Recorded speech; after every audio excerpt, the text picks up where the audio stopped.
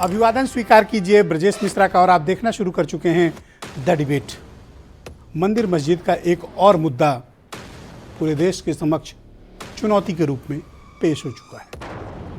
आज वाराणसी के district court ने ज्ञानवापी मस्जिद के और श्रृंगार गौरी के मुद्दे को लेकर दाखिल याचिका को स्वीकार कर लिया है, उसको मेंटेनेबल माना है और आगे सुनवाई शुरू होगी 22 सितंबर से। फौजदारी का मामला है, लंबा चलेगा, लेकिन इसमें राजनीति भी उतनी ही बड़ी है। तो क्या ज्ञानवापी का मसला अयोध्या जैसे मसले के से कंपेयर किया जा सकता है या नहीं, या फिर ये एक सामान्य फौजदारी का मामला भर रह जाएगा? लेकिन जिस प्रकार से आज का वातावरण बना हुआ है, उसे लगता है कि इस मामले में राजनीति भी उतनी ही बड़ी होने वाली है। आज की परिचर्चा उसी विषय पर होगी। बहनों भाइयों, इस देश में राजनीति और धर्म एक साथ चलता है। जहाँ राजनीति है वहाँ धर्म प्रमुखता से है, और जहाँ धर्म प्रमुखता से है वहाँ वोट भी उतनी ही क्षमता से मिलते हैं। ज्ञानवापी का मुद्दा और श्रृंगार गौरी का मुद्दा, इस मुद्दे पर कोर्ट में मामला चल रहा है। कोर्ट के एक्शन रिएक्शन, कोर्ट के जजमेंट, इसका विषय तो एक तरफ हो गया, इस पर राजनीति हावी हो गई।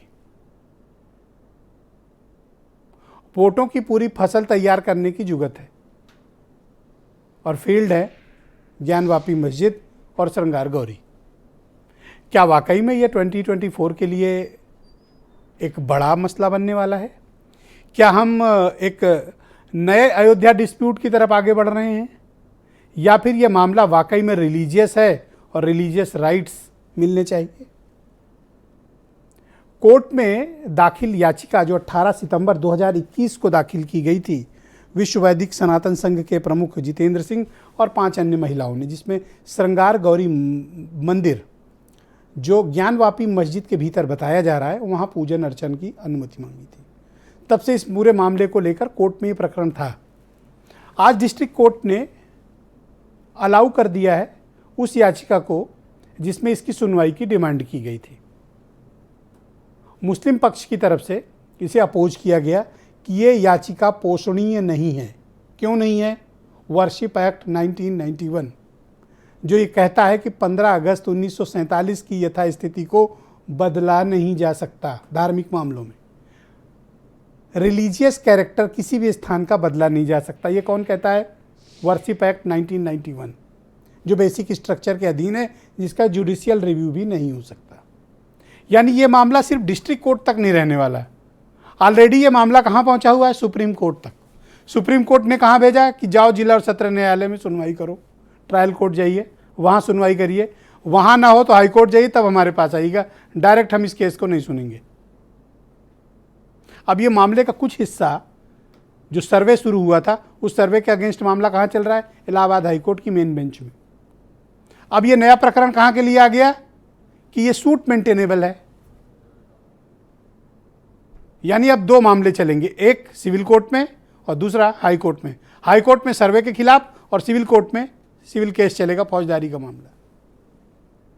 ये हुआ इसका तकनीकी पहलू। लेकिन बहनों भाइयों, इसका तकनीकी पहलू बाद में है, इसको थोड़ा साइड में करिए। इस पर राजनीति बहुत बड़ी है। वोट, और उस वोट के जरिए चुनाव भी साधना है, और इसका विरोध करके भी बहुत लोगों को अपने अपने वोट बचाने हैं। मसला दोनों तरफ का है, एक तरफ का नहीं है।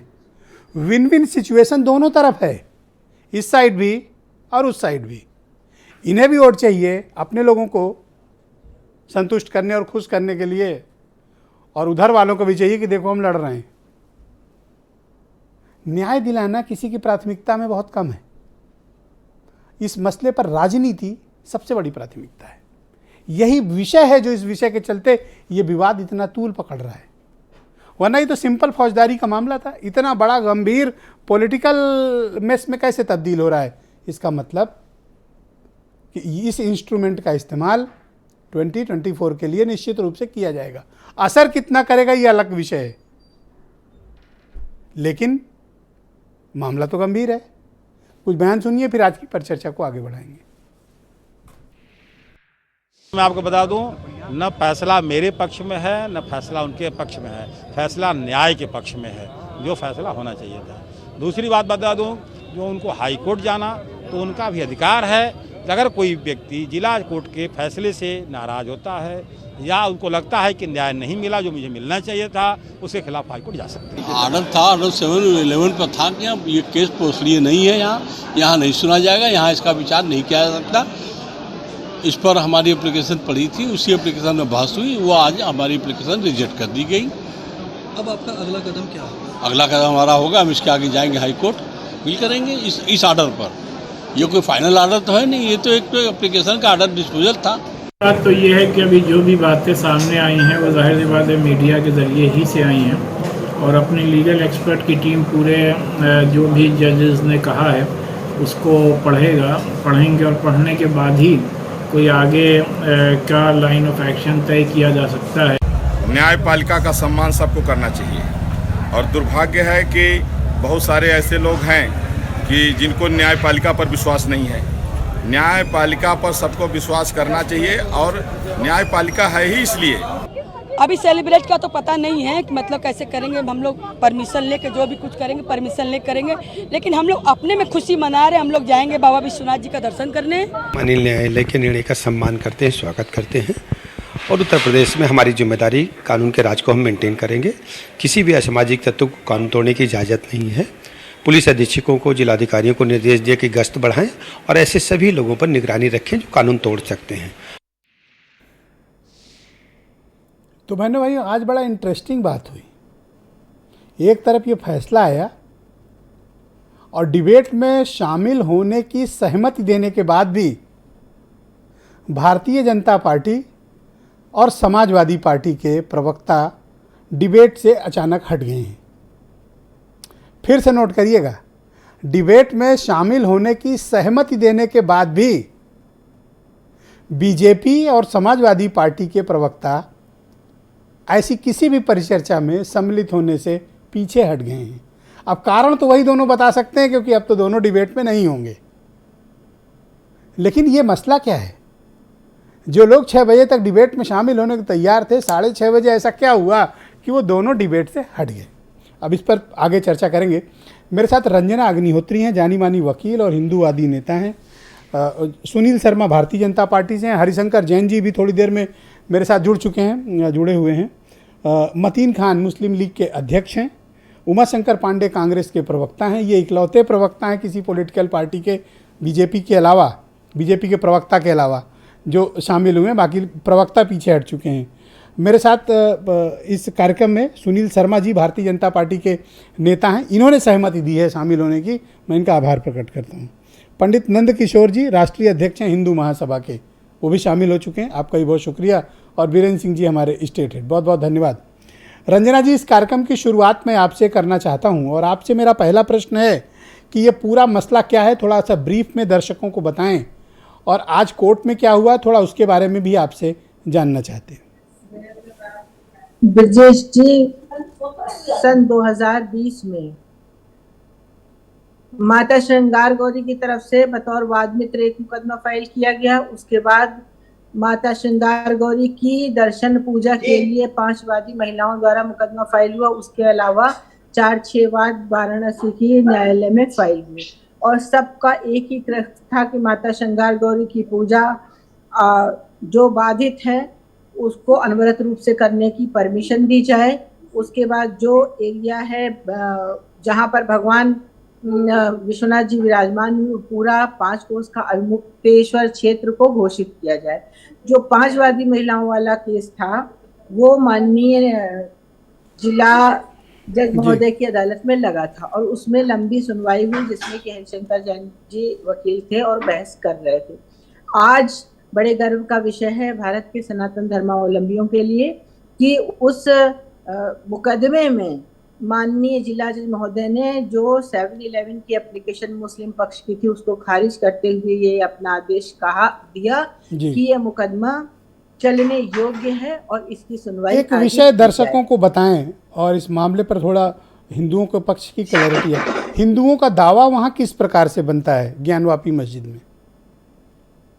वो मस्जिद तो है ही नहीं, और दूसरी बात ये जो मुकदमा लंबित था इसमें जो प्रेयर थी कि माता श्रृंगार गौरी का पूजन 1991 तक अनवरत रूप से हो रहा था। बिना किसी सरकारी आदेश के कैसे ये पूजा रोक दी गई और चैत्र की चतुर्थी के दिन सिर्फ पूजा करने का अधिकार दिया जाता है। माता श्रृंगार गौरी आज भी विराजमान है, पूजा अनवरत रूप से होती चली जा रही।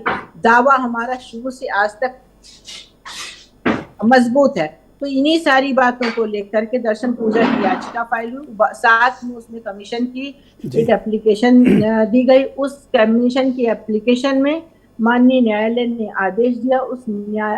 उस आदेश के बाद एक तो भगवान वहां प्रकट हुए और बहुत सारे धार्मिक चिन्ह जो जैसे। अच्छा, एक बात बताएं, आप तो एडवोकेट भी हैं और लंबी वकालत भी है आपकी। एक वर्शिप एक्ट है 1991 का, वो ये कहता है कि 15 अगस्त 1947 के बाद कोई भी परिवर्तन नहीं किया जा सकता है रिलीजियस कैरेक्टर में किसी स्थल के। ये कहता है 15 अगस्त सन 47 के बाद कोई भी रिलीजियस कैरेक्टर का परिवर्तन नहीं किया जा सकता है, लेकिन रिलीजियस कैरेक्टर का डिटर्मिनेशन करने के लिए कहाँ रोक है? जब ये बात सामने रखी गई कि रिलीजियस कैरेक्टर उसका टेम्पल है, वो वक्फ नहीं है, ये बात कहीं साबित नहीं हुई कि किसने वक्फ बनाया, वैलिड वक्फ है या इनवैलिड वक्फ है या कोई वक्फ क्रिएट हुआ कि नहीं। और आज की तारीख में वहाँ बाबा तो प्रकट ही हुए, दीवारों पर ही। अब ये इस मुकदमे का नेक्स्ट प्रोसेस क्या है, इसके बारे में कुछ बताएंगी? मिले तो ये रिलीजियस कैरेक्टर को डिटरमिन करने के लिए कहाँ 1991 एक्ट में कहाँ पर रोक है कि रिलीजियस कैरेक्टर डिटरमिन करने के लिए कोई कमीशन नहीं जा सकती? भाई तोड़फोड़ कोई कर ही नहीं गई। रिलीजियस कैरेक्टर का डिटरमिनेशन हुआ, सामने दूध का दूध और पानी का पानी हो गया। तो रिलीजियस अब ये एक रेगुलर सूट के रूप में अब ये एक रेगुलर सूट के रूप में चलेगा वाराणसी कोर्ट में? हाँ बिल्कुल, रेगुलर सूट के रूप में चलेगा और इसके अलावा जो और दावे हैं सब साथ मिलकर के चलेंगे रेगुलर सूट के रूप में। थैंक यू, बहुत शुक्रिया आपका। मैं मतीन खान को आमंत्रित करता हूं, मुस्लिम लीग के उत्तर प्रदेश के अध्यक्ष हैं। मतीन खान, बहुत शुक्रिया आपका। आज जो कोर्ट का फैसला आया है उससे मुस्लिम पक्ष संतुष्ट नहीं है, कह रहे हैं कि हम हाई कोर्ट जाएंगे। इस मसले को आप किस तरह से देखते हो? देखिए ब्रजेश भाई, असल में बेसिक मामला जो है कि एक मरीज़ डॉक्टर के पास जाता है कि साहब मेरे बहुत सख्त बुखार है, और डॉक्टर उसको डायग्नोज कर देता है तुम्हें कैंसर है, जाओ कैंसर का इलाज कराओ। अब वो अजीब सख्ते में आ गया। अभी रंजना अग्निहोत्री जी भी बता रही थी, आपने भी बताया कि जो लोग कोर्ट गए थे, सिविल कोर्ट गए थे, और इसलिए गए थे कि श्रृंगार गौरी के पूजा अर्चना की इजाज़त दी जाए। और सब जानते हैं, जग जाहिर है कि वो श्रृंगार गौरी जो है वो मंदिर जो है उसका पोर्शन बिल्कुल मस्जिद से अलग है। अब ज़बरदस्ती में मस्जिद में घुस करके जो भी किस तरह का जो षड्यंत्र रचा गया है, जिस तरह से 2019 का जो श्रृंगार गौरी का जो टेम्पल है ये ज्ञानवापी वाले कैंपस से अलग है। बिल्कुल, उससे उसके मस्जिद के बाहर के एक पोर्शन में वो श्रृंगार गौरी का है। वो एक दिन पूजा हो या सब दिन पूजा हो, पूजा तो वहाँ हो ही रही थी। उसके स्ट्रक्चर को रही बात, अब बात आती है इस बात की कि वो उसके लिए कभी भी मुस्लिम पक्ष ने कोई ऑब्जेक्शन नहीं किया कि वहाँ पूजा हो रही है ना हो, या वहाँ मुसलमानों ने कोई अपील नहीं की, कोई वो नहीं दिया कि वहाँ पर साल में एक ही बार पूजा हो, सब दिन हो। वहाँ की जो मस्जिद इंतज़ामिया कमेटी है, आप उनके स्टेटमेंट देख लीजिए, कभी भी किसी भी तरह से इस तरह का मामला नहीं रहा। मगर वही हमने जो बताया कि मर्ज़ था कोई और इलाज कौन सा शुरू हो गया। अब सर्वे वगैरह सब कुछ आपके सामने आ चुका है।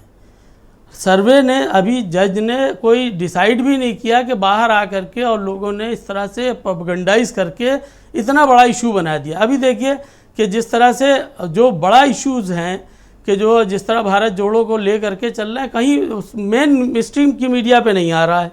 जंतर मंतर पे तमाम इश्यूज़ को लेकर के लोग कर रहे हैं, कहीं पे नहीं आ रहा है। आपको ऐसा क्यों लगता है कि इस पूरे मामले पर वोट बैंक की राजनीति है? ये बिल्कुल 2024 के लिए इन्होंने एक बाकायदा वेल प्लान्ड तरीके से एक षड्यंत्र के तहत ये काम किया है सिर्फ, इसके अलावा कोई और मामला नहीं है। ये धीरे धीरे इसको पुशअप करते रहेंगे। तो मुस्लिम पक्ष आगे क्या रेमेडी ले रहा है, मतलब इसका क्या करेगा? मुस्लिम पक्ष से मैं तो मस्जिद इंतज़ामिया कमेटी से मैंने उनका इंटरव्यू सुना है कि वो हाई कोर्ट जाएंगे और उसके बाद सुप्रीम कोर्ट जाएंगे और न्याय की गुहार हम मांगते रहेंगे और ये जो फैसला आया है ये बिल्कुल कतई इस लोकतंत्र को, मतलब आप समझ लीजिए कि जो पार्लियामेंट का एक्ट है उसकी धज्जियाँ उड़ा रहा है। जो 5 जजेस की बेंच का जो फैसला है उसको कंडम कर रहा है। मुझे तो नहीं लगता है कि किसी भी तरह से इसको मर्ज कौन सा है, इलाज कौन सा शुरू कर दिया, ये एक बहुत बड़ा अलमिया है, ये एक मजाक है। बिल्कुल लोग भूखे मर रहे हैं, उस पर नहीं चर्चा होगी। बेरोजगारी महंगाई पे हो गया, उस पर नहीं हो रहा है महंगाई, इस पे हो रहा है कि रेडिकलाइज हो जाए किसी तरह से, हिंदू वोट बैंक करके। महंगाई पर डिबेट करो, कोई देखता ही नहीं है जी। बेरोजगारी और महंगाई पर डिबेट करो, कोई देखता ही नहीं है। हाँ, तो वो इंटरेस्ट नहीं है लोगों का। बस यही है कि एक ऐसी अफीम पिलाई जा रही है कि साहब सब रेडिकलाइज हो जाए। थैंक यू, बहुत शुक्रिया आपका। मैं सुनील शर्मा को आमंत्रित करता हूं डिबेट में, भारतीय जनता पार्टी के लीडर हैं। सुनील जी, बहुत शुक्रिया आपका। भारतीय जनता पार्टी आज कोर्ट के इस फैसले को और ये ज्ञानवापी मस्जिद और श्रृंगार गौरी के मुद्दे को किस नज़रिए से देखती है, किस चश्मे से? नमस्कार ब्रिजेश जी। देखिए, कोर्ट के फैसले को स्वागत किया जाएगा। कोर्ट का फैसला जो आया है स्वागत योग्य है। निश्चित रूप से कोर्ट ने जो फैसला किया है वहाँ की दोनों पक्षों को सुन के और उसकी सूझबूझ से फैसला दिया हुआ है। और कोर्ट का फैसला स्वागत योग्य इसलिए है कि इन्होंने कहा ज्ञानवापी मस्जिद और श्रृंगार गौरी मंदिर, तो दोनों जगह पर जहाँ अभी हमारे पूर्व से प्रवक्ता बोल रहे थे, वो कह रहे थे वहाँ पूजा हो रही है, रोक नहीं है, तो फिर फैसले पे आपको आपत्ति क्यों है? दूसरी बात, ज्ञानवापी मस्जिद, ज्ञानवापी का मतलब ज्ञानवापी आप क्या चाहते हैं, मतलब आपकी पार्टी का क्या रुख है, ये थोड़ा स्पष्ट करिए। हम कोर्ट के फैसले का स्वागत करते हैं। आप वहां पर क्या चाहते हैं? वहां पर पूजा होनी चाहिए। श्रृंगार गौरी में क्या होना चाहिए? एक सेकंड मुझे पूछने दो ना। हाँ बताइए, वहाँ क्या होना चाहिए, आप क्या चाहते हो? वहाँ भी श्रृंगार गौरी में भी पूजा होनी चाहिए। मस्जिद का क्या स्वरूप रहना चाहिए, नहीं रहना चाहिए? नहीं, मस्जिद का स्वरूप तो अभी कोर्ट का मामला है, तो कोर्ट ही निर्धारित करेगा ना इस चीज़ को। तो पूरी बात कहने से बच रहे हैं। मेरा मानना तो यह ज्ञानवापी शब्द है, ज्ञानवापी शब्द है, तो कभी कभी इससे पूर्व में मस्जिद का स्वरूप नहीं रहा होगा वहाँ पे। नहीं, मस्जिद का स्वरूप है बाकायदा। इतने अब वो धीरे धीरे बोलना शुरू किया, उनको बोलने। हाँ शर्मा जी कंटिन्यू। क्या मस्जिद का मतलब थोड़ा डिफाइन करें। जी। नहीं, मैं तो ये समझ रहा हूँ कि ज्ञानवापी शब्द ही हिंदू शब्द है। तो क्या चाहते हो, मतलब वो अब मस्जिद बाद में क्या चाहते बाद में इन्होंने जैसे सर्वे हुआ, सर्वे में क्या निकला, सर्वे में क्या आया, वहां शिवलिंग निकला, इन्होंने उसको 12 बताया। आप ज्ञानवापी मस्जिद का क्या करना चाहते हो?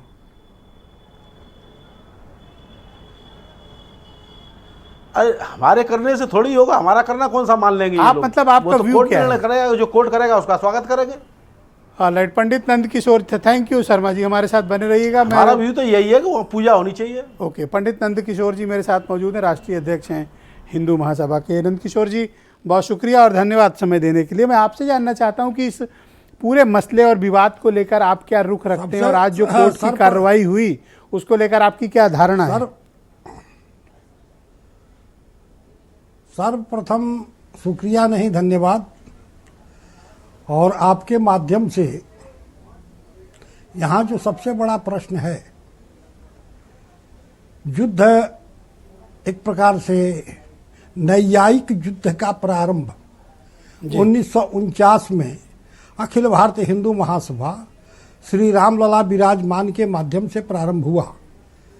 और यह एक संकल्प था। संकल्प कभी परिवर्तित नहीं होता। और वह संकल्प क्या था? राम लला विराजमान राम जन्मभूमि, काशी विश्वनाथ और कृष्ण जन्मभूमि।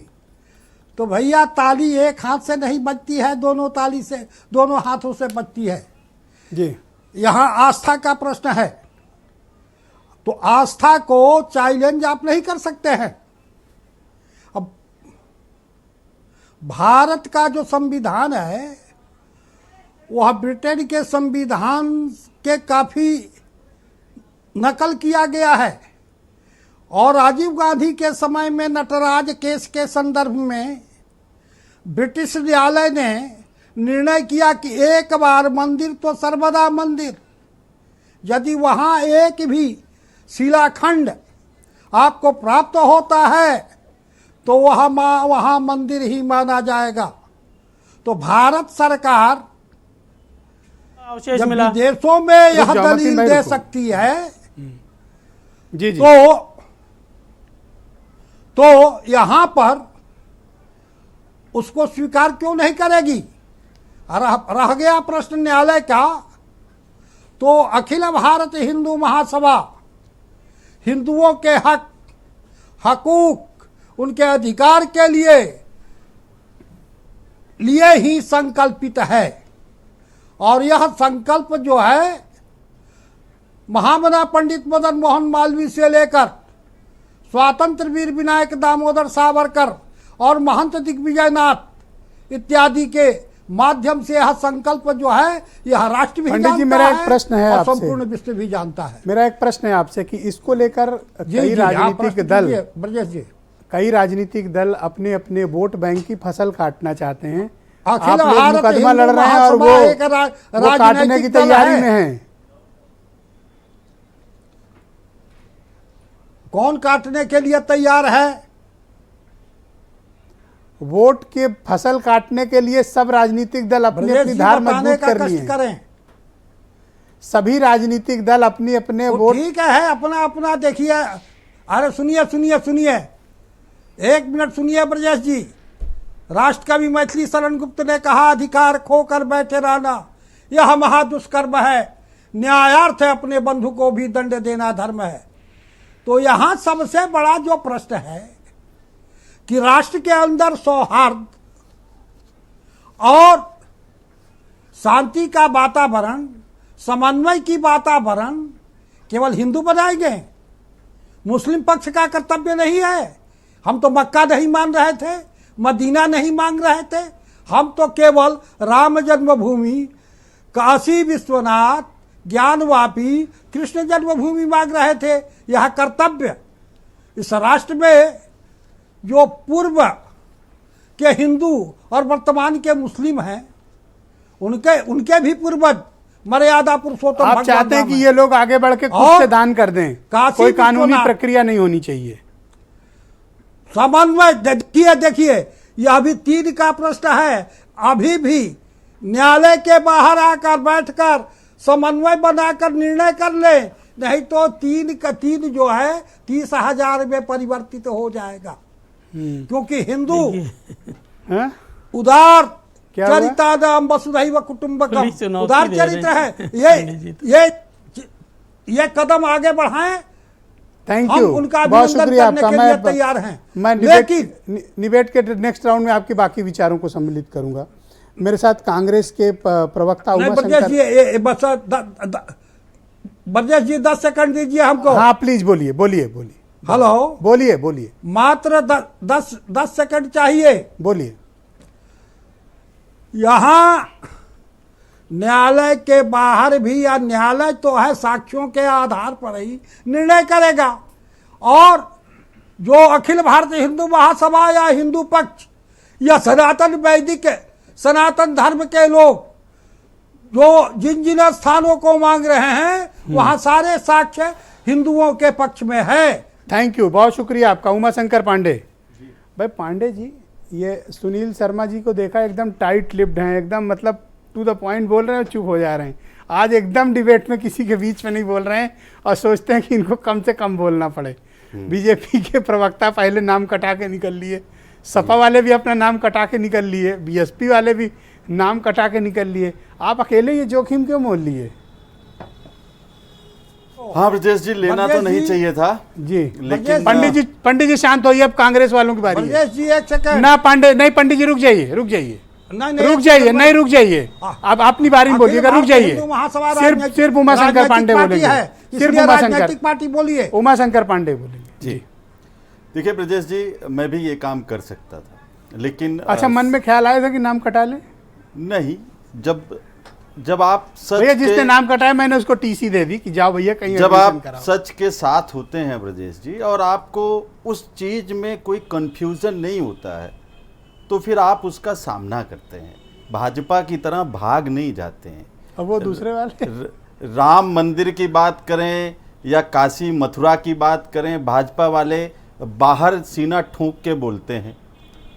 कहते थे राम लला हम आएंगे मंदिर वहीं बनाएंगे, और सरकारें इतनी बार बना ली इस नारे के साथ कि राम लला को बार बार टालते रहे और सरकार बनाते रहे। और वहाँ मंदिर कैसे बना ब्रजेश जी?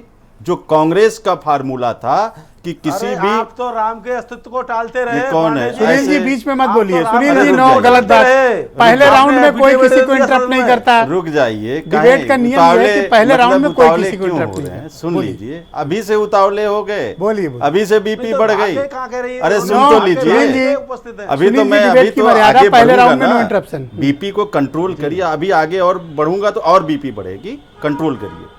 तो ब्रजेश जी देखिए, उसका निर्णय कांग्रेस के फार्मूले पर निकला। माननीय सुप्रीम कोर्ट ने निर्णय दिया और पूरे देश ने उसको खुशी खुशी स्वीकार किया। जिम्मेदारी किसने ली थी? दुकानदारी किसने की थी? सत्ता किसने लिया था राम मंदिर के नाम पर? भारतीय जनता पार्टी ने। लेकिन उन्होंने क्या किया? कुछ भी नहीं किया, अपनी जेब भरी। और रही बात आस्था का भी, हिंदू महासभा के हमारे पैनलिस्ट बोल रहे थे, आस्था जब होती है ब्रजेश जी, आस्था में जब सच्चाई होती है, तो अकबर के समय में भी तुलसीदास जी जैसा कोई महाकवि वो रामचरित जैसे महाग्रंथ की रचना कर देता है। और जब आस्था ढोंगी होती है, नकली होती है, तो राम मंदिर के निर्माण के नाम पर आस्था के दम पर जुटाए गए चंदे को भी भारतीय जनता पार्टी के लोग चोरी करके अपना घर भर लेते हैं। मंदिर के नाम पर पूरे देश से जुटाए गए ईंट, सीमेंट, मोरंग, बालू को भी विश्व हिंदी परिषद वाले चुरा के अपना घर बना लेते हैं। आज के मसले पे बोलो ना पांडे जी। वही तो बात कर रहा हूं। अब आया ये, उस पे तो कोर्ट ने निर्णय दे दिया और सबने मान लिया। अब जब दो पक्ष हैं, उनमें विवाद है ब्रजेश जी, तो इसका निर्णय दो तरीके से ही हो सकता है, माननीय कोर्ट के द्वारा या माननीय संसद के द्वारा। संसद में मोदी जी प्रचंड बहुमत वाले हैं, उत्तर प्रदेश में योगी जी प्रचंड बहुमत वाले हैं, मामला कोर्ट में है। ये भाजपा के साथ ही बताएं कि वो निर्णय कोर्ट के ही थ्रू करवाना चाह रहे हैं या संसद और विधानसभा से कोई कानून बनवा के करवाना चाह रहे हैं। ये नहीं करेंगे। राम के नाम पर दुकानदारी चलाई सालों तक, दशकों तक, लेकिन कानून नहीं बनाया। प्रचंड बहुमत से थे मोदी जी, वो चाहते मोदी जी तो एक ही साथ जितने विवाद हैं सब पर कानून बना के निपटारा कर देते। और मैं तो ये तमाम संतों को प्रणाम करते हुए कहना चाहता हूं कि जितने भी विवाद आपको नजर आ रहे हैं, और मैं मुस्लिम पक्ष को भी जोड़ के कह रहा हूं, उनको एक साथ कोर्ट में ले जाइए और कोर्ट में जो सबसे ज्ञानी वकील हों उनको लगा के बढ़िया से शांति से केस लड़ा जाए जी। और उसके बाद जो निर्णय आए उसका स्वागत किया जाए। आज के निर्णय का आप स्वागत करते हो?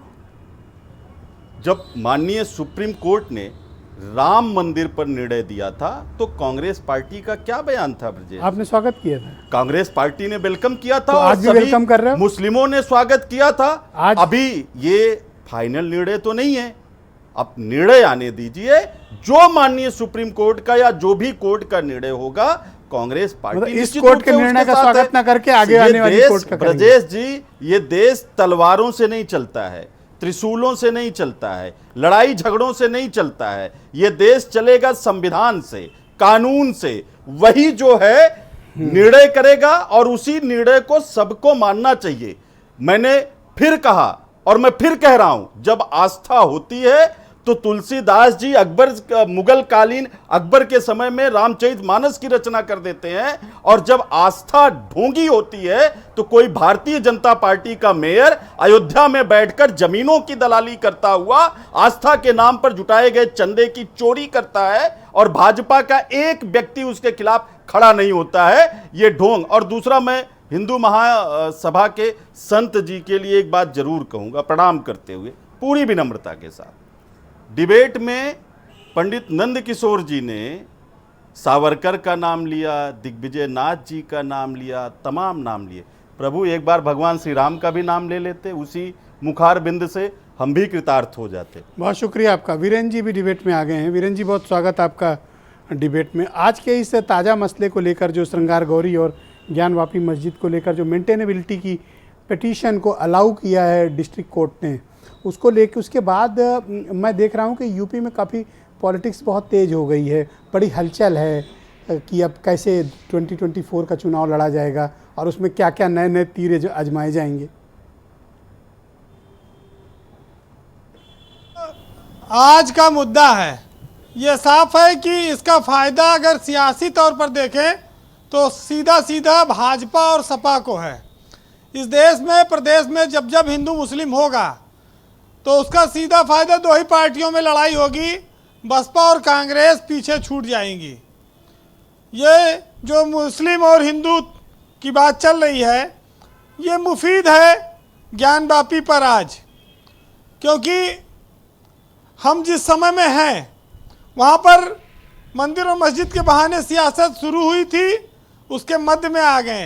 राम मंदिर का मामला निपटा के अब ज्ञानवापी की ओर बढ़ा है और ज्ञानवापी आने वाले कुछ समय में आगे और लंबा खींचेगा, क्योंकि 30-32 साल राम मंदिर का मामला भी चला। इस देश में सारे फैसले कोर्ट से होते हैं, कोर्ट के फैसलों को लोगों को मानना भी है, लोग मानते भी हैं। तो सच्चाई आती है सामने, लेकिन थोड़ी देर लगेगी। अब ये ज़रूर है कि हम लोग चूँकि अपने अपने धर्म को शिक्षा से, बेरोजगारी से, खाना, भूख, नौकरी, इन सब से ऊपर मानते हैं। धर्म हमारे लिए बहुत ज़रूरी है, चाहे पेट खाली हो, चाहे घर में चूल्हा न जले। लेकिन धार्मिक आस्था को जब ठेस पहुंचती है तब बवाल मचना स्वाभाविक है। आज संयोग से केंद्र और राज्य में दोनों जगह पर धर्म को बढ़ावा देने वाली, हिंदुत्व की बात करने वाली सरकार है, तो ये मुद्दा तो गरमाएगा। इस पर चाह कर भी अब कोई पानी नहीं डाल सकता। लेकिन एक चीज़ ये जान लीजिए, ये एक ऐसा दौर आ गया ब्रजेश जी, एक नया दौर आने जा रहा है उत्तर प्रदेश की सियासत में। अयोध्या के बाद अब बनारस पर लोगों की नज़र होगी और बनारस लोगों का नया सेंटर बनेगा। ज्ञानवापी का निर्णय 2024 के मद्देनज़र बड़ा महत्वपूर्ण है और ये भुनाया जाता रहेगा। महत्वपूर्ण बात यह है कि इस देश में सियासत के और तमाम सारे मुद्दे हैं, लेकिन धर्म का मुद्दा सबसे बड़ा है। उसके चलते चाहे राहुल गांधी की यात्रा हो, चाहे इस देश में बेरोजगारी की बात हो, चाहे और सारी महंगाई की बात हो, वो सब पीछे छूट जाती हैं। आप देखिए कि अभी मथुरा का मामला भी जिंदा चल रहा है। लेकिन महत्वपूर्ण बात यह है कि हम लोग मंदिर जाते हैं सुख और शांति के लिए, अपने परिवार के, अपने लोगों के। लेकिन सियासी लोग वहाँ जाते हैं वोट मांगने, उसके नाम पर कैसे वोट बढ़ाए। उनका दर्शन कार्यक्रम भी देखिए आप, बहुत लाव लश्कर के साथ होता है और उस दर्शन का प्रचार भी होता है। कहाँ मत्था टेका भाजपा के नेताओं ने, कहाँ कांग्रेस के नेताओं ने। हमारे देश में तमाम और सारे मुद्दे हैं, लेकिन समस्या इस बात की है कि धर्म, मजहब, जाति, ये सब चीज़ें एक जगह तक ही सीमित रहती हैं। अगर हम अस्पताल चले जाएं, खून की ज़रूरत पड़ जाए तो वहाँ ये सब चीज़ें गौण हो जाती हैं। जिस समाज में छुआछूत, जात पात का बहुत बड़ा महत्व रहा हो, वहाँ पर लोग एक दूसरे के हाथ का पानी न पीते रहे हों, उसी समाज में एक दूसरे के बीच खुली हवा में सांस तो लेते हैं, मजबूरी है। बगल में कोई किसी जात का भी खड़ा हो, वो भी सांस लेता है। ईश्वर ने पानी, हवा, उजाला, ये सब के लिए फ्री और मुफ्त बनाया है, बिना भेदभाव के बनाया। लेकिन हमने अपने अपने हिसाब से चीज़ें बांटी हैं। तो क्या ये 2024 के चुनाव के लिए ये एक बड़ा बेस तैयार हो रहा है, चुनाव का मुद्दा बन सकता है ये मामला, या फिर इस मामले को कोर्ट की परिधि में ही देखा जाना चाहिए? देखिए, इस पर आज डिबेट हो रही है। पूरे हिंदुस्तान के मीडिया चैनल्स बनारस में है, तो इसको आप राजनीति के अलावा किसी और तरह से देख भी नहीं सकते।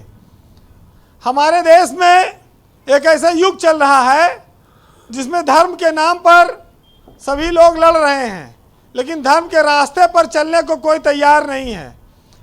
और एक बात बड़ी महत्वपूर्ण ये आई थी कि वहाँ पर कुछ अवशेष निकले थे। मुगल कालीन स्थापत्य कला भी ऐसी थी ब्रजेश जी कि वो लोग जब कोई स्ट्रक्चर बनाते थे तो वहाँ मंदिर बेसमेंट में कोई मूर्ति, कोई मंदिर जरूर बना देते थे, जिससे कि आगे चल के लोगों को स्थापित करने की एक परंपरा सी रही और प्रूफ मिले। मुगल स्थापत्य कला में भी बड़ी विचित्रता देखने को मिलती है। बहरहाल जी, ध्वजा धर्म की है उनके हाथ, टोपी तिलक है अब जिनके पास। मंदिर मस्जिद दाढ़ी चोटी, काट रहे हैं बोटी बोटी, बांट रहे हैं हम बच्चों को, छीन रहे हैं सबकी रोटी। एक साहित्यकार ने लिखा। आप भारत में देखिए, हर महीने के हिसाब से एक नया मुद्दा आता है।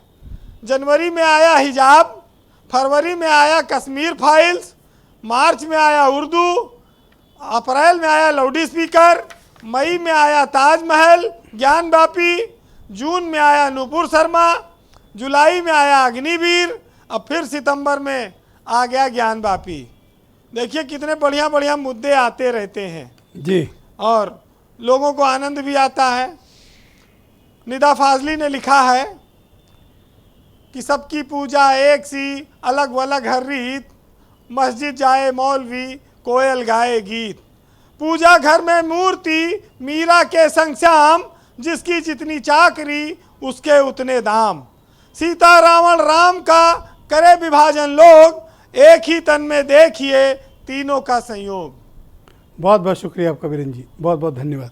मैं रंजना अग्निहोत्री जी को आमंत्रित करता हूं, चूँकि एक आरोप आया है, एक बयान आया है बैरिस्टर असदुद्दीन ओवैसी की तरफ से। तो रंजना अग्निहोत्री जी से ही वो सवाल कर लेते हैं, क्योंकि बैरिस्टर साहब का सवाल है तो वो बेहतर जवाब दे पाएंगी। रंजना जी, उन्होंने कहा है असदुद्दीन ओवैसी ने कि मेरा मानना है कि इस आदेश के बाद पूजा स्थल अधिनियम 1991 का उद्देश्य विफल हो जाएगा और इस मामले की अपील तत्काल उच्च अदालत पे करनी चाहिए। उन्होंने भी वर्शिप एक्ट 1991 का हवाला दिया है। ओके, रंजना जी से हमारा संपर्क स्थापित नहीं हो पा रहा है। मैं मतीन खान से समझना चाहता हूँ। मतीन खान जी, क्या वाकई में वर्शिप एक्ट 1991 इसमें पर लागू हो रहा है? देखिए, और अगर लागू हो रहा है तो कैसे, थोड़ा डिफाइन करो। नहीं, यही तो मैं बताना चाह रहा था कि ये प्लेसेस ऑफ वर्शिप एक्ट जो बना था उसमें ये था कि मस्जिद की जो भी धर्म स्थल हैं उसका स्ट्रक्चर वही रहना चाहिए।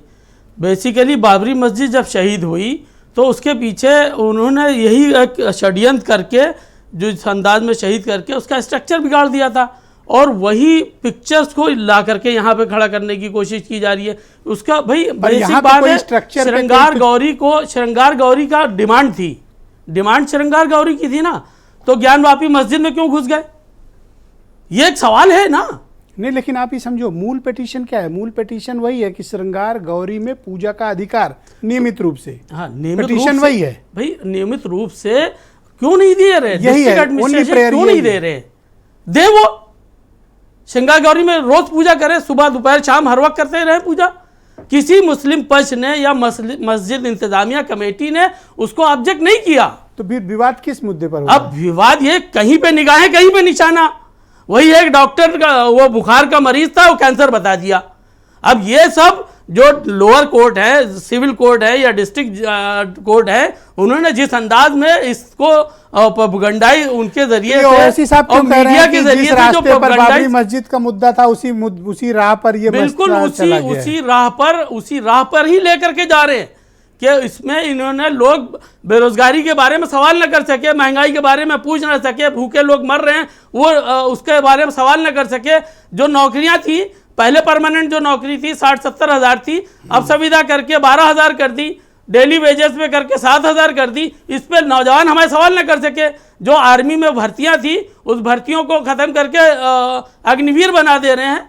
ये इस पे लोग सवाल न कर सके। इसीलिए ये मजहब की ये चाशनी दे करके ये मुल्क को तबाह बर्बाद कर रहे हैं। अब इस इशू को आप लोग कैसे हैंडल करिएगा?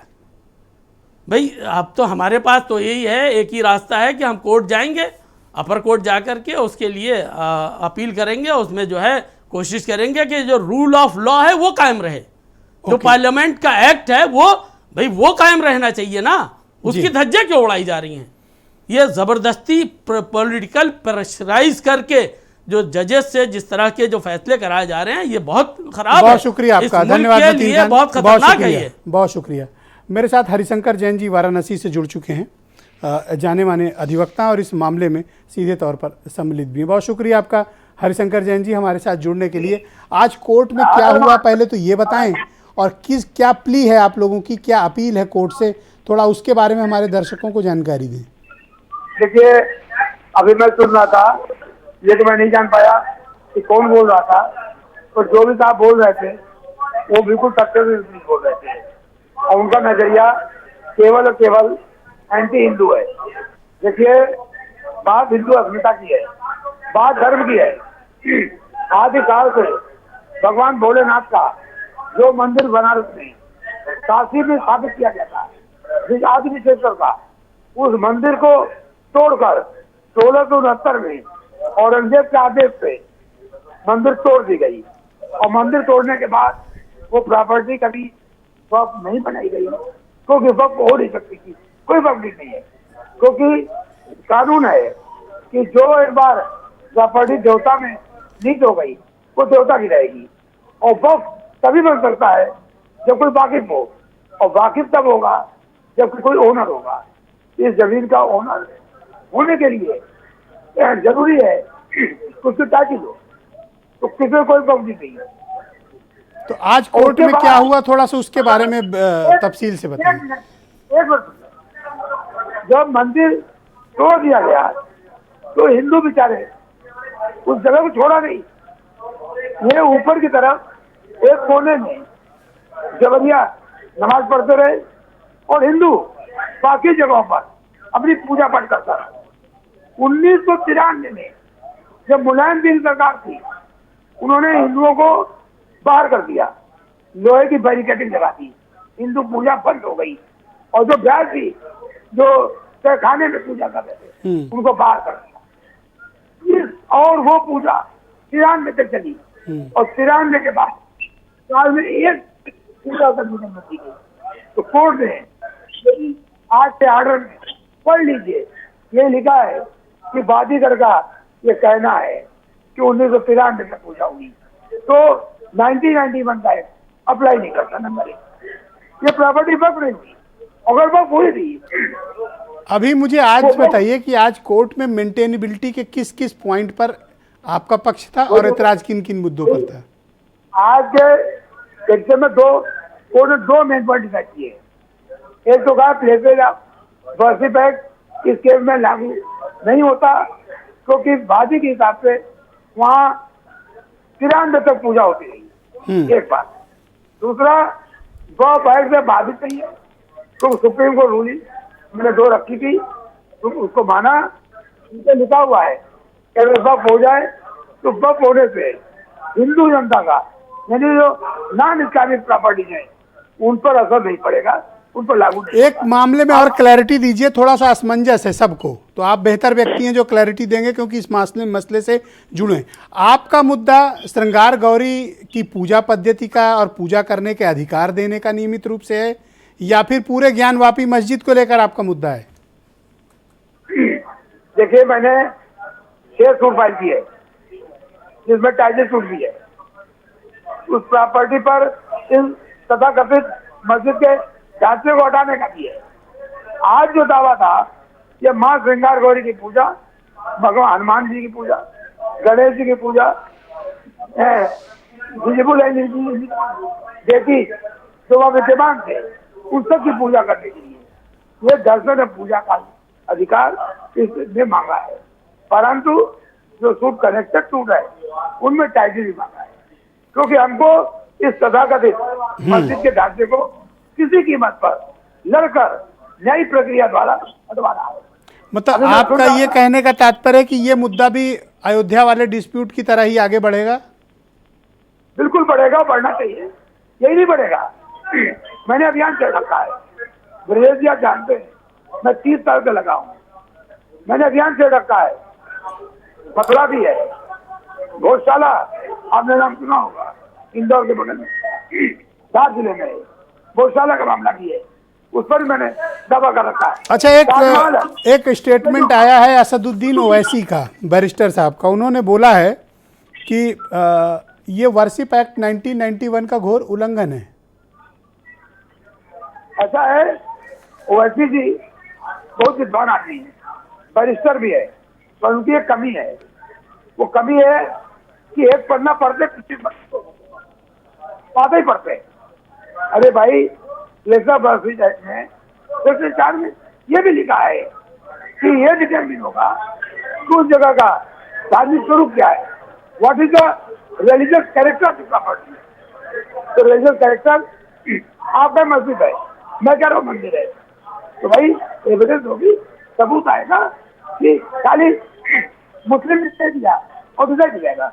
ऐसा तो संविधान में कोई व्यवस्था नहीं है कि मुस्लिम को सुप्रीमेसी है, अगर वो मस्जिद कह दें तो मस्जिद हो जाएगी, ऐसा नहीं हो सकता।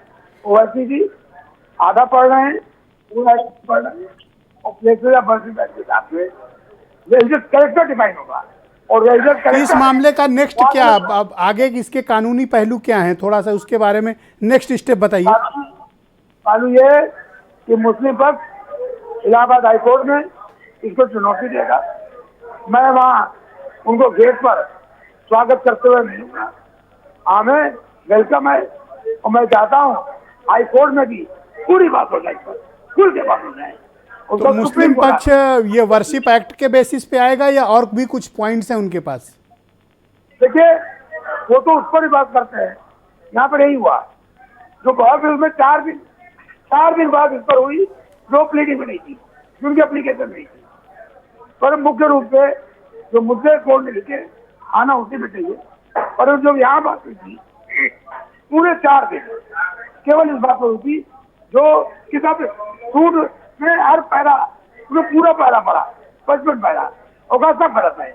और जब एप्लीकेशन थी कि barred by leisure worship act of the fact, तो वो क्या करेंगे अलग चीज है, परंतु जो भी करें वो सुप्रीम कोर्ट तक पूरा कॉन्फिडेंट हो, और पूरा केस मुझे रटा पड़ा है और पूरा जब्त करेंगे। मैं चाहता हूँ कि मामला सुप्रीम कोर्ट तक जाए और एक बार ये तय हो जाए कि गुलामी काल में 700-800 साल के मुस्लिम शासन काल में जो बर्बरता हुई है, जो हिंदू धर्म का तोड़े, उनको वापस लेने का उनको अधिकार है या नहीं है, और क्या उस बर्बरता को हम आगे आने वाले वर्षों तक ढोते रहेंगे। बहुत बहुत शुक्रिया आपका हरिशंकर जैन जी, मैं आपका बहुत आभार प्रकट करता हूं कि आपने अपना कीमती वक्त, आज काफ़ी व्यस्त हैं जैन साहब क्योंकि इस मामले में सीधे जुड़े हुए हैं और काफ़ी मीडिया वाले भी उनको इस वक्त घेरे हुए हैं, वो भी उनका लाइव कनेक्टिविटी चाहते हैं। बहुत शुक्रिया, धन्यवाद हरिशंकर जैन जी अपना वक्त हमारे लिए निकालने के लिए। पंडित नंद किशोर जी, मैं आपसे समझना चाहता हूं कि मुस्लिम पक्ष के जो के दावे हैं उन दावों को भी कंसीडर तो किया जाना चाहिए ना? जी जी, सर्वप्रथम तो ब्रजेश जी, हरिशंकर जैन मेरे भाई हैं और 36 वर्ष पूर्व हम लोगों ने एक संकल्प लिया, उस संकल्प के लिए निरंतर संघर्षरत है। तो सर्वप्रथम तो आपके माध्यम से उनका अभिनंदन करते हुए उनको मैं बहुत बहुत बधाई देता हूँ। आगे जो आपका प्रश्न है जरा दोबारा उसको रिपीट करना। मैं ये कहना चाहता हूँ कि मुस्लिम पक्ष के भी कुछ तथ्य हैं, उन तथ्यों को भी तो गौर किया जाना चाहिए ना? आगे जो प्रश्न है उस प्रश्न को दोबारा बोलने का कष्ट करें। मैं ये जानना चाहता हूं कि नेक्स्ट स्टेप आप लोगों का अब क्या होगा, आप लोग क्या करोगे इस मामले में? कोई आंदोलन वगैरह करेंगे या फिर इसको कोर्ट के थ्रू ही लड़ेंगे? अब ऐसे पूछ लेते हैं। उस संविधान के दायरे में जो कुछ भी है उसके लिए हम लोग तैयार हैं, संविधान के दायरे में शांतिपूर्वक अपने अधिकारों को प्राप्त करने के लिए, क्योंकि संकल्प कभी परिवर्तित नहीं होता। तो इस पर मिल बैठकर क्यों नहीं चर्चा कर लेते? तूफान दोनों और पक्ष आंधी हमको दोनों न पक्ष रोक पाए, बैठकर आपस में और बात कर फिर लीजिए मुसाफिर ये पक्ष लौट और इस आए। मामले को आउट ऑफ कोर्ट संकल्प सेटलमेंट कर कर लिया लीजिए। तो संकल्प बन गए हम, मरने के सभी इरादे जीने के काम आए। ओके, सुनील शर्मा जी, क्यों नहीं हेलो। सरकार प्रयास करके इस पूरे मामले पर कोई समाधान निकाल देती है ताकि कोई डिस्प्यूट बड़ा ना खड़ा हो? क्योंकि हरिशंकर जैन जी की बातों से मुझे लग रहा है कि इस मामले को बहुत बड़ा बनाना चाह रहे हूँ। सरकार देखिए ब्रजेश सर, जी, आपसे नहीं पूछो, जब मामला सुनील शर्मा जी कोर्ट में बोलेंगे। पहुंच गया है जी, मामला जब बोलें शर्मा जी, बोलें। मैं ये कह रहा हूँ जब मामला कोर्ट में पहुंच गया है और कोर्ट ने डिसीजन दे दिया है, इस डिसीजन को ये पक्ष स्वीकार क्यों नहीं कर लेता है? क्यों इनको हाई कोर्ट जाने की क्या जरूरत पड़े? डिसीजन दिया है बताइए? आ रहा हूँ आपके पास, रुक जाओ। सुनील शर्मा आ जी रहा क्या हूँ। डिसीजन दिया है? आ रहा हूँ, एक मिनट उनको बात कर। शर्मा जी अपनी बात कंप्लीट करो। इन्होंने आपकी अपील खारिज कर दी है। अब हमारा विषय है, पूजा की अनुमति मांगी गई है दूसरे पक्ष की तरफ से। तो बताओ भाई, तो मतलब श्रृंगार गौरी की पूजा की परमिशन तो फिर मांगी आप गई है, जाए हाईकोर्ट करें। की तैयारी काहे की कर रहे श्रृंगार हैं? गौरी के लिए कौन मना कर रहा है? सुनील शर्मा जी, श्रृंगार गौरी के लिए किसी ने मना किया है? आप जाइए करिए। अरे त्राण किसने मना? आपकी सरकार है, नहीं, 7 मना सालों से नहीं यूपी किया। एक में। बात बताइए, 93 से पूजा यूपी बंद क्यों में थी? आपकी सरकार है, आपको कौन रोकेगा? आप जाइए करिए पूजा, कौन मना कर रहे हैं? आप क्यों गुमराह कर रहे हैं लोगों को? क्यों लोगों को भड़काने का काम कर रहे हैं? किसने रोका है बताइए? हम क्यों काम कर रहे हैं? स्टेट में सरकार आपकी है, नहीं, सेंट्रल में आपकी सर्वे- सरकार है। जांच किसने कराई? सर्वे किसने कराई? परमिशन आप क्या भारतीय आपको जनता देना पार्टी है, ने आप कराई क्यों नहीं क्या? दे रहे हैं? पूजा आप जाकर करिए, किसी ने रोका है आपको? किसी मस्जिद नहीं, कमेटी एक ने बात रोका है आपको? सर्वे किसने कराई? क्या भारतीय आपको जनता पार्टी श्रृंगार गई थी गौरी सर्वे में कराने? पूजा करने के लिए किसने रोका है? अरे एक क्या पक्ष गया, मुसलमानों ने हिंदू रोका महिलाएं है? गई, क्या मुसलमानों उन्होंने ने अपनी- रोका है? वहां क्या अनुमति मुसलमानों मांगी। ने श्रृंगार क्या गौरी की भाजपा पूजा गई के थी लिए क्या रोका है? कोर्ट? किसने रोका है? आपकी सरकार ने रोका है, जाए खुलवाइए। नहीं, क्या भाजपा आप गई गुमराह थी कर रहे हैं कोर्ट में? क्या आप हमसे गुमराह क्यों कर कह रहे सकते हैं इस बैठ बात करके। को? Thank you. उमा अरे शंकर हम पांडे, गुमराह नहीं कर शुक्रिया। रहे, एक आप सेकंड गुमराह रुक जाए, कर रहे हैं। आपस में उलझने का कोई फायदा नहीं। उमा शंकर पांडे जी को लाया जाए। उमा शंकर जी, अभी अभी पांडे जी कह रहे थे कि क्या? भाजपा भाग गई, भाजपा सामने बैठी, भाग कहां गई? हाँ, ठीक है, और एक जिन सेकंड नाम रुक का तो नाम जाओ। ले रहे थे एक सेकंड पांडे रुक तो जी, जाओ। उसको बात कर रहे हैं। शर्मा जी, उन्होंने रुक कोर्ट में जाओ। हलफनामा दे दिया था शर्मा जी रुक जाओ। उमा शंकर जी, अभी मैं हरिशंकर जैन साहब से बात कर रहा था कि राम का देखिए वो क्या कह रहे हैं। राम सेतु का इक्वलेंट टू बाबरी राम की मस्जिद, बात करने लगे। अयोध्या इशू उतना बड़ा। देखिए प्रजेश जी, निश्चित रूप से पूरा देश इस बात को समझ रहा है कि भाजपा क्या चाहती है। भाजपा चाहती है नफरत फैलती रहे, रोटियां सिकती रहें, सत्ता की चाशनी मिलती रहे। और कांग्रेस क्या चाहती है? कांग्रेस जो चाहती है, आदरणीय राहुल गांधी जी कश्मीर से, कन्याकुमारी से कश्मीर तक वो कर रहे हैं। भारत जोड़ो यात्रा आदरणीय राहुल गांधी जी, इन्हीं भारतीय जनता पार्टी के द्वारा जो नफरत फैलाई जा रही है, जो बेरोजगारी और महंगाई से, देखिए चिल्लाएंगे, बेरोजगारी और महंगाई से क्या कह रहे हैं ध्यान शर्मा जी? हटाने के लिए शर्मा जी भारतीय बोल रहे जनता पार्टी हाँ, जो शर्मा जी नफरत बोलो। का खेल खेलती है, उसके लिए राहुल गांधी जी कन्याकुमारी से कश्मीर तक पदयात्रा कर रहे हैं। मोदी जी तो सूट बूट चश्मा टाई जूता मोजा, क्या मतलब प्रधानमंत्री, इतना अमीर प्रधानमंत्री नहीं आया। ऐसी फकीरी प्रभु सबको भगवान दे, ऐसी फकीरी झोला उठा के जाने को कह रहे थे और वो देखिए चश्मा। और भारतीय जनता पार्टी को काम मिला है, भारत जोड़ो यात्रा राहुल जी कर रहे हैं और भाजपा को काम मिला है।